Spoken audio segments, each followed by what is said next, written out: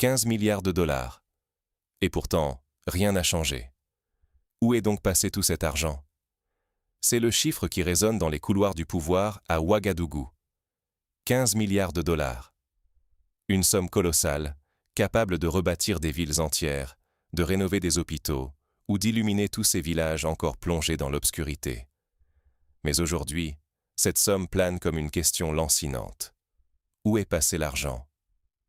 Quand le président Ibrahim Traoré a exigé l'audit complet des prêts du FMI, ce n'était pas un énième geste administratif. C'était un coup de tonnerre dans un système trop longtemps habitué au silence et aux zones d'ombre. On avait promis que ces milliards changeraient la vie, qu'ils amèneraient le progrès, l'espoir, la renaissance d'un pays. Pourtant, ce que le peuple a vu, ce sont des routes inachevées, des écoles à moitié construites, des projets fantômes qui n'existent que sur le papier. Dans les rapports officiels, tout semblait parfait. Mais sur le terrain, les enfants attendaient toujours leur banc d'école, les malades leur lit d'hôpital, et les villages, l'eau ou l'électricité. Chacun se demandait, qui tenait la plume pour signer ces milliards, qui gardait les coffres, et surtout, qui en est ressorti plus riche, alors que la population n'a rien vu venir. Ce dossier, ce n'est pas juste une histoire de corruption locale ou de mauvaise gestion africaine. Non, c'est aussi un miroir tendu vers Paris, Genève, Dubaï. Le FMI, les agences partenaires, tous ces acteurs internationaux qui parlent de partenariat ou d'aide au développement, mais dont la mécanique financière finit par diluer les fonds dans des réseaux d'opacité, de commission et de complicité. Ce qui se joue, ce n'est pas seulement la perte de 15 milliards. C'est la confiance du peuple envers ses institutions, la possibilité même d'un avenir meilleur et l'exemple donné à des générations entières. Devons-nous accepter que l'argent du développement disparaisse sans jamais demander de compte? Si la vérité n'est pas faite, c'est la pauvreté qui s'installe, la jeunesse qui s'enfuit et la confiance qui vole en éclats. Alors, décortiquons ensemble comment ce prêt, censé sauver une nation, est devenu une énigme à la fois nationale et internationale. Tout avait commencé par une promesse de renaissance, sous les flashs et les drapeaux. Le pays était au bord de l'asphyxie, frappé par l'inflation, secoué par des changements de régime successifs, sa jeunesse prise entre l'exil et la désillusion. Le Burkina Faso avait soif de souffle nouveau. Puis, dans ce chaos, le Fonds monétaire international s'est présenté, auréolé du rôle de sauveur. Les caméras ont capté la signature des contrats, les photos de famille avec les représentants, les discours où chaque mot sentait la victoire sur la pauvreté à venir. 15 milliards de dollars. Une somme si grande qu'elle semblait pouvoir tout réinventer. Écoles, hôpitaux, routes, emplois. C'était la promesse de la stabilité, de l'espoir, du retour du rêve burkinabé. On nous a vendu ce prêt comme la clé du futur. Les cérémonies ont été grandioses. Partout, on répétait que le Burkina Faso entrait dans une nouvelle ère, celle du développement, qu'il rejoignait enfin le concert des nations modernes. Les documents officiels s'empilaient, les ministres posaient fièrement, et dans les villages, l'écho de cette annonce résonnait comme une bénédiction. On murmurait dans les marchés, on débattait dans les familles. Enfin, le quotidien allait changer. Dès les premiers versements, des milliards ont afflué, des sommes vertigineuses, transférées d'un simple clic depuis Genève ou Washington vers Ouagadougou.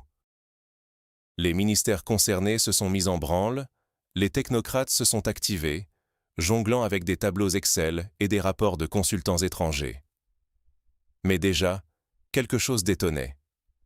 Les contrôles, trop techniques, paraissaient inaccessibles aux citoyens lambda. Des audits internes, oui, mais qui parlaient le langage du peuple. Tout semblait verrouillé, secret, réservé à une élite d'experts. La transparence brillait surtout par son absence. Pourtant, dans les rues, l'espoir était palpable. On attendait de voir les écoles rouvrir, les dispensaires soignés, les routes s'asphalter. Mais semaine après semaine, rien ne bougeait. Les mêmes files devant les puits, les mêmes cahiers manquants dans les classes, les mêmes familles contraintes de fuir faute d'avenir. Petit à petit, le doute a commencé à ronger l'enthousiasme. Où allait cet argent? Qui, vraiment, profitaient de ces milliards que l'on disait investis au nom du peuple. Ce qui était en jeu n'était pas qu'une question de chiffres. En acceptant ce prêt, le Burkina Faso engageait sa souveraineté. Derrière les signatures, ce sont des générations entières qui voyaient leur avenir hypothéqué contre la promesse, floue, d'un développement dont ils ne voyaient aucune trace. Si l'argent ne servait pas à transformer la vie des Burkinabés, alors à quoi bon tout ce tintamarre? À mesure que l'illusion de progrès s'effritait, un risque bien plus grand est apparu, celui de perdre la confiance. La confiance du peuple envers ses institutions, envers ses dirigeants, mais aussi envers l'idée même d'un avenir possible. Dans les couloirs du pouvoir, on sentait déjà le malaise, mais à l'extérieur, la colère grondait silencieusement. Avait-on bradé la dignité du pays contre des chiffres sur un écran? Le poids de la dette, lui, était bien réel. Chaque dollar emprunté devant être remboursé, intérêt compris. L'ironie était cruelle. Alors que le FMI vantait le soutien, sur le terrain, le peuple ne voyait que le fardeau. Et c'est là que tout a basculé. Car très vite, la réalité s'est imposée. L'argent coulait, mais pas vers ceux qui en avaient le plus besoin. Derrière les dossiers épais, une mécanique bien huilée de disparition des fonds. C'est là, dans les couloirs silencieux des ministères, que l'audit a révélé le vrai visage du système. Sur le papier, tout semblait suivre son cours. Des routes promises, des hôpitaux flambant neufs, des projets d'électrification rurale censés illuminer les villages oubliés. Mais sur le terrain, les chantiers s'arrêtaient, brutalement, sans explication. De loin, on apercevait les panneaux annonçant le progrès, mais en s'approchant, rien, que de la poussière, des ruines, et l'écho d'une promesse trahie. Les enquêteurs, poussant les portes de bureaux rarement ouverts, tombaient sur des montagnes de documents officiels, tous signés, tamponnés, rangés avec un soin suspect. Mais très vite, un schéma inquiétant émergeait. Des allocations mystérieuses, des dépenses classées confidentielles, des rapports copiés-collés d'une année sur l'autre, sans jamais décrire la moindre avancée réelle. Les commissions d'évaluation, censées surveiller l'usage des fonds, étaient peuplées de noms retrouvés plus tard dans la liste des bénéficiaires, ou pire, dans l'organigramme des prestataires douteux. Ceux qui devaient contrôler étaient parfois ceux qui couvraient. Dans la capitale, les rumeurs enflaient. On chuchotait que des villas s'achetaient en Europe, que des comptes offshore s'ouvraient à Dubaï, que des entrepreneurs fictifs, inconnus de tous, remportèrent des marchés de plusieurs millions, sans jamais livrer la moindre prestation. Les rapports internes, quand ils n'avaient pas disparu, révélaient une succession d'écarts inexpliqués, de transactions irrégulières, de factures doublées. Ici, une facture de 500 000 $ pour des rafraîchissements de réunions. Là, 3 millions alloués à une formation de renforcement des capacités. Plus loin, 10 millions de plus marqués, appui technique confidentiel. Mais quand l'équipe d'audit demandait à voir les bénéficiaires, les listes étaient vides, les adresses injoignables, et les témoins devenaient soudain amnésiques. Le circuit était toujours le même. L'argent arrivait, puis disparaissait, presque instantanément, transféré d'un compte central à un ministère, puis d'un ministère à un sous-traitant, puis à une société écran, et enfin vers des comptes étrangers.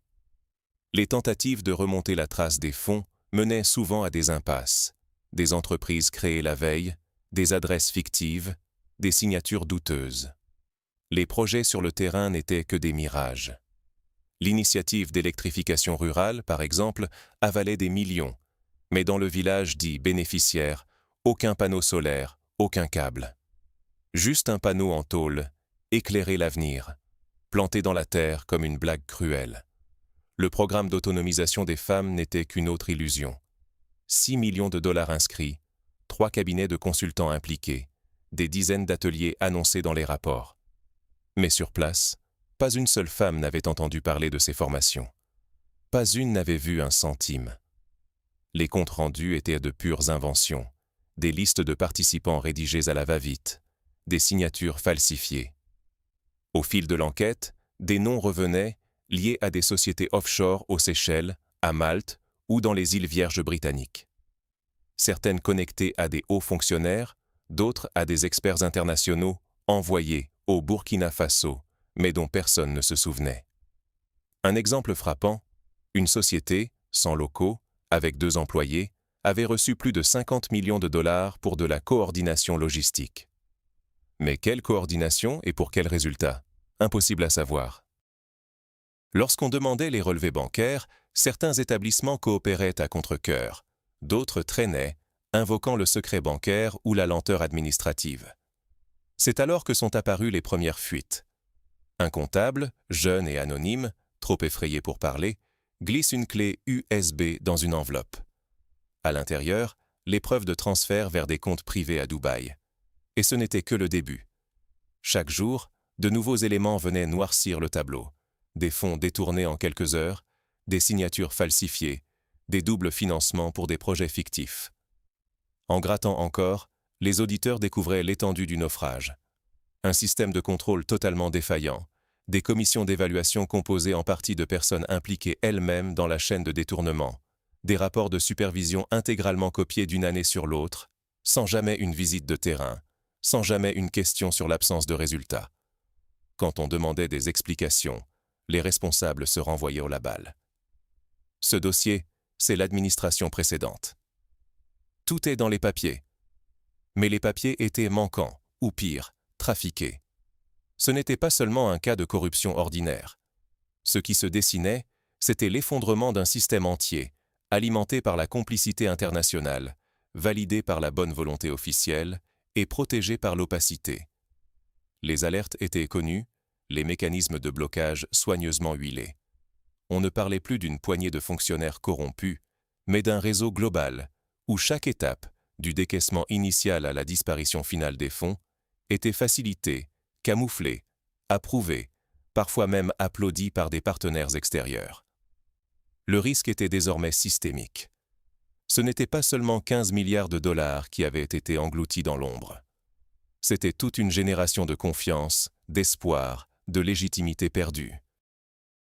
L'État lui-même, sapé de l'intérieur, mis en danger par son propre refus de regarder la vérité en face. Car lorsqu'un système entier se ligue pour trahir le bien commun et que l'argent du peuple nourrit les fortunes d'inconnus à l'étranger, c'est la survie même du pays qui se trouve menacée. Et face à ce mur d'opacité, alors que la peur et la colère grondent, un homme décide de briser le silence et d'allumer la lumière. Quand le président ordonne la vérité, c'est toute une structure de pouvoir qui tremble. Et lorsque l'audit a réellement commencé à creuser, ce n'est pas seulement l'administration burkinabé qui a vacillé, mais tout un réseau, local, international, invisible, mais bien réel. Dans les ministères, la panique s'est installée aussi vite qu'un courant d'air. Certains bureaux sont restés mystérieusement fermés du jour au lendemain. Des dossiers, censés contenir des années de projets, avaient disparu, comme évaporés, ou bien réapparaissaient, modifiés, nettoyés des traces compromettantes. Les agents, d'habitude prompts à parler des progrès accomplis, perdirent soudain la mémoire. C'était avant moi, c'est dans les archives, je ne me souviens plus. La peur se lisait dans les couloirs, au son des portes qui claquent, des chuchotements, des regards fuyants. Dans les comptes, l'histoire était encore plus troublante. Les fonds arrivaient, repartaient aussitôt, voyageant d'un ministère à l'autre, puis vers des prestataires fantômes, et finissèrent leur course dans des paradis connus uniquement des initiés. Genève, Dubaï, Bruxelles, les Seychelles. Chaque virement révélait un morceau du puzzle. Chaque consultant étranger impliqué ajoutait une pièce à la machine de disparition. Des sociétés offshore, sans bureau, sans employés, encaissaient des dizaines de millions pour de vagues coordinations logistiques. Des transferts confidentiels, des factures absurdes, tout le système semblait bâti pour diluer la traçabilité. Mais l'onde de choc ne s'est pas arrêtée aux frontières du Burkina Faso. Très vite, les ambassades sont devenues nerveuses. Les communiqués de presse évoquaient la prudence, la stabilité régionale, insistant à demi-mot pour que l'audit ne mette pas en péril la coopération. À Paris, Genève, Washington, les analystes s'interrogeaient « Pourquoi un audit maintenant ? N'est-ce pas trop brusque, trop risqué ?» Dans les colonnes des journaux occidentaux, On glissait que la démarche du président Traoré risquait de déstabiliser des équilibres fragiles. Entre les lignes, le message était limpide. Ne creusez pas trop, ne dévoilez pas tout, ou bien les conséquences pourraient dépasser le cadre national. Et puis il y a eu le FMI. Silencieux, puis embarrassé, il s'est contenté d'appeler au dialogue constructif, d'évoquer une responsabilité partagée, tout en évitant soigneusement le cœur du problème. Comment autant d'argent, destiné au peuple, avait pu disparaître avec la bénédiction tacite de tant de partenaires? Derrière les sourires diplomatiques, l'inquiétude montait. Car ce que révélait l'audit, c'était moins un dysfonctionnement qu'un mode opératoire. Le système n'était pas accidentellement poreux. Il était conçu pour fonctionner ainsi, pour que l'argent se dilue dans les interstices d'une bureaucratie mondiale, au profit d'une élite connectée. À Ouagadougou, le climat devenait électrique. Les alliés du président, effrayés, prenaient leur distance. Certains conseillers démissionnaient, préférant s'éloigner du feu croisé. L'opposition, jusque-là discrète, retrouvait soudain de la voix. Elle accusait Traoré de diviser le pays, d'utiliser l'audit comme arme politique. Au Parlement, les débats se faisaient plus tendus, les critiques plus amères. Mais ce n'était pas que des mots. Les investissements étrangers commençaient à être gelés. Des contrats étaient suspendus sans explication. Les partenaires, d'un coup, prenaient du recul. Même les banques locales hésitaient à coopérer, freinant les demandes de transparence. Des menaces, plus ou moins voilées, circulaient. Ce genre d'enquête peut nuire à la stabilité. La transparence est bonne, mais pas si elle ébranle la confiance des marchés. Un ambassadeur occidental, dans un couloir, aurait glissé à un ministre. Il faut savoir jusqu'où on peut aller, sinon tout le monde risque de perdre. Les pressions étaient multiples, venues de l'étranger comme de l'intérieur, pour refermer la plaie avant qu'elle ne s'infecte. Mais Ibrahim Traoré, lui, ne cédait pas. Son isolement grandissait chaque jour, jusque dans son propre cabinet, où certains commençaient à murmurer qu'il allait trop loin, qu'il mettait en danger la stabilité du pays, et peut-être bien plus. Car ce qui était en jeu dépassait de loin les 15 milliards de dollars. C'était la crédibilité du Burkina Faso sur la scène internationale, la confiance du peuple dans ses institutions, et un message à toute une génération d'Africains. A-t-on le droit, et surtout le pouvoir, d'exiger des comptes à ceux qui tiennent les cordons de la bourse mondiale? Traoré, désormais presque seul, risquait tout, sa carrière, sa sécurité, l'avenir même du pays. Des réseaux d'influence, bien au-delà des frontières, s'activaient pour étouffer l'affaire. Mais plus l'étau se resserrait, plus sa détermination semblait se renforcer. Il savait qu'en exposant la vérité, il ne faisait pas que déclencher un scandale local. Il ouvrait une brèche dans un système globalisé, où la corruption voyage avec les devises. Mais la lutte pour la lumière ne s'arrête pas à l'exposition des faits. Il reste à savoir, la justice suivra-t-elle? La vérité, une fois vue, ne peut plus être ignorée. Et cette fois, à Ouagadougou comme dans le moindre village reculé, impossible de détourner le regard. Depuis que l'audit a révélé l'ampleur du gouffre, c'est tout le pays qui a changé d'ambiance. On le sent, on l'entend. Dans les marchés, les écoles, les rangs d'attente à la clinique, partout, la question revient, obstinée, presque douloureuse. Où est passé l'argent? Comment tant de milliards ont-ils pu se dissoudre alors que les promesses, elles, sont restées lettres mortes? Les vieux, assis à l'ombre des manguiers, discutent de chiffres et d'affaires avec la gravité de sages qui savent que ce qui se joue là dépasse une simple escroquerie. Les enseignants décryptent à voix haute des articles partagés sur WhatsApp, expliquant à leurs élèves ce qu'est un prêt du FMI. Pourquoi la transparence n'est pas un luxe, mais une nécessité vitale. Même les femmes du marché, habituées aux soucis du quotidien, parlent des trous dans les budgets avec la précision de comptables chevronnés. Un peuple qui s'éveille, c'est contagieux. Plus personne ne veut se taire. Plus personne ne veut se satisfaire du silence. Et ce réveil collectif secoue les fondations du pouvoir. Jadis, l'État contrôlait l'information, verrouillait les débats, imposait une version officielle. Désormais, la fissure est béante.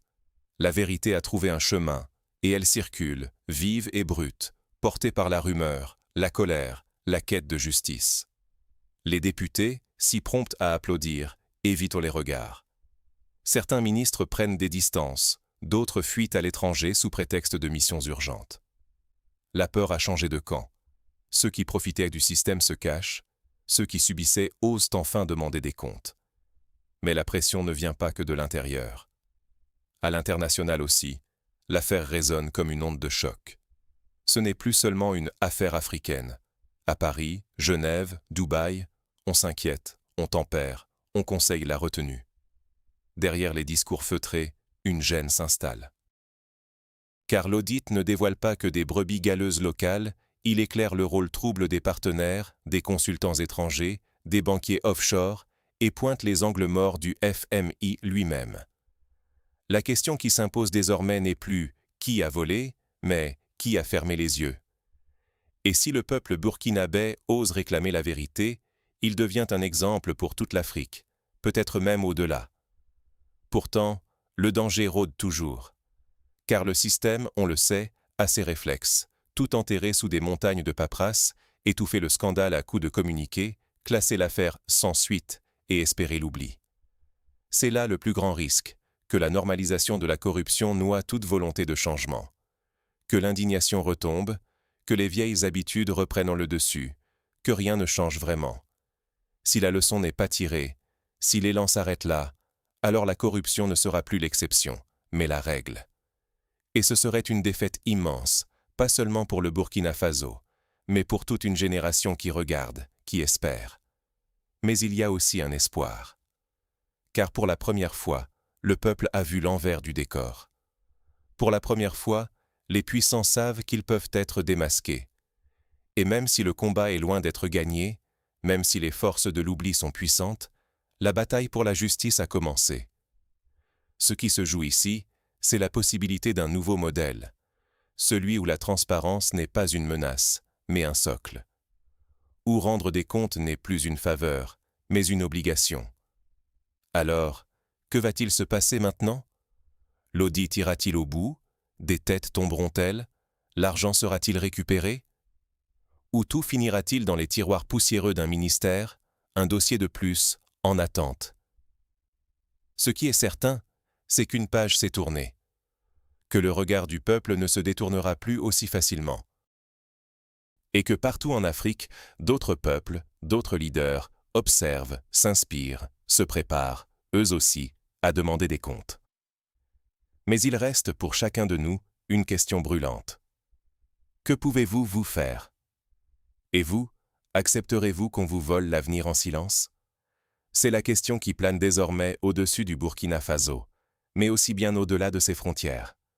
Ce n'est plus seulement l'affaire de Traoré, ni même celle d'un peuple trahi. C'est notre affaire à tous, parce que dans chaque pays où l'argent du développement s'évapore, c'est la confiance qui fuit, c'est l'espoir qui se dessèche, et c'est la tentation du silence qui gagne du terrain. Il y a encore peu, au Burkina Faso, on parlait à voix basse du FMI, des milliards disparus, des comptes impossibles à remonter. Aujourd'hui, on ose demander « Où est passé l'argent ?» Dans les écoles, les enseignants expliquent à leurs élèves pourquoi l'eau ne coule pas, même quand les prêts affluent. Sur les marchés, on débat des chiffres avec la lucidité d'un économiste autodidacte. Parce qu'une fois que la vérité a percé, même une seconde, on ne peut plus faire comme si on ne savait pas. Mais voilà, la vigilance s'effrite vite. Le monde détourne déjà les yeux. Les médias occidentaux ont tourné la page, les donateurs font mine de surveiller, et le FMI promet de suivre la situation. Pendant ce temps, la pression persiste, moins visible, plus insidieuse. Une main sur la gorge qui ne serre pas, mais qui rappelle qu'elle est là. Ce qui se joue ici, ce n'est pas seulement la restitution de 15 milliards de dollars. C'est la capacité d'un peuple à croire encore en ses institutions, à rêver d'un progrès qui ne serait pas qu'une promesse creuse. C'est la réputation du Burkina Faso, pas seulement sur la scène africaine, mais aussi aux yeux de tous ceux qui observent, ailleurs, comment une nation réclame la vérité. Laisser cette histoire mourir, c'est accepter que d'autres disparaissent dans l'oubli. Se taire, c'est condamner d'autres enfants à apprendre la patience dans des classes sans toit, d'autres familles à regarder passer des milliards sans jamais voir le moindre pont, le moindre centre de santé émerger du sol. Mais refuser l'oubli, c'est réinventer la citoyenneté. C'est demander des comptes, pas seulement à Ouagadougou, mais aussi à Paris, Genève, Dubaï. C'est ne pas accepter que l'opacité devienne la règle, que la justice soit toujours en attente, qu'on signe des prêts au nom du peuple sans jamais lui rendre de compte. Alors, la vraie question est, que ferez-vous maintenant? Allez-vous laisser le dossier s'enfouir sous la poussière ou allez-vous exiger, partout, que la lumière soit faite? Partagez vos réflexions en commentaire. Croyez-vous que la vérité sera un jour publiée? Devrait-on rendre public l'audit pour le monde entier? Et chez vous, demanderiez-vous des comptes sur les prêts contractés en votre nom? Ensemble, refusons d'oublier. Refusons de laisser le silence gagner. Parce que dans la bataille entre mémoire et oubli, vous n'êtes pas seulement spectateur, vous êtes témoin, et c'est à vous d'écrire la suite.